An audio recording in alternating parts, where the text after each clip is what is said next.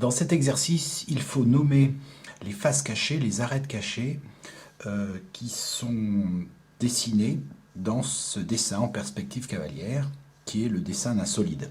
Alors, ce solide, à partir d'un patron, je l'ai construit et on a une pyramide.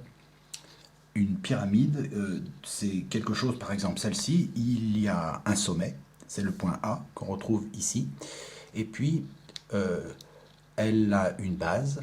Ici, c'est une base qui est carrée, qui s'appelle BEDC. Et tout autour de cette base, il y a des faces qui sont des triangles, et on appelle ça les faces latérales.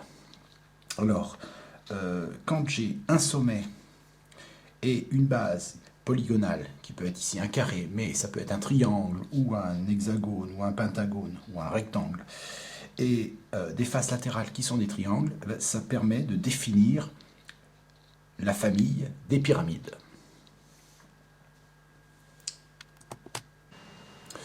Sur ce solide, on ne voit pas bien clairement les arêtes cachées, hein. On voit des arêtes, mais celles qui sont derrière, par exemple ici, on ne voit pas l'arête. Pourtant, il y a bien une arête qui rejoint le sommet et ce point-là, mais ici, elle est cachée par le solide. Alors, suivant la position, eh bien, il y aura des arêtes cachées, même des faces cachées. Alors, j'ai représenté la même figure, le même solide, mais qu'avec les arêtes. Et du coup, on voit plus facilement les arêtes qui seraient cachées.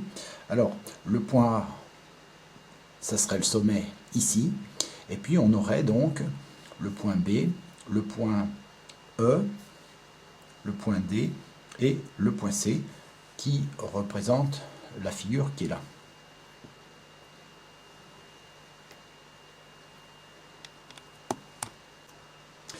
Alors, on va pouvoir répondre donc à la question.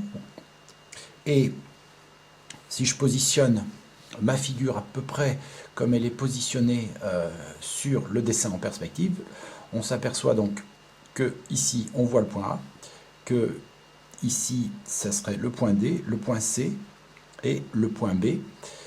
Il y a un point qui est caché, qui est derrière là, qui se trouve ici et qui va être le point E.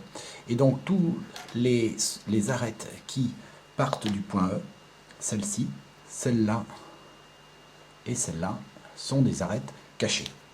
Donc, les arêtes cachées,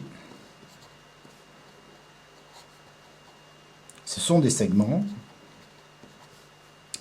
Alors, on va avoir AE, on va avoir EB et ED. Sur le dessin en perspective cavalière, ces arêtes cachées sont représentées par des pointillés. Et bien sûr, s'il y a des arêtes cachées, il y a aussi des faces qui seront cachées. Ici, cette face qui est là, c'est une face qui est cachée. Celle-ci aussi, c'est un triangle. Et puis, la face qui est ici, la base de la pyramide, c'est aussi une face cachée. Donc, les faces cachées. Alors, on a le triangle AEB, on a le triangle AED et aussi la base BEDC.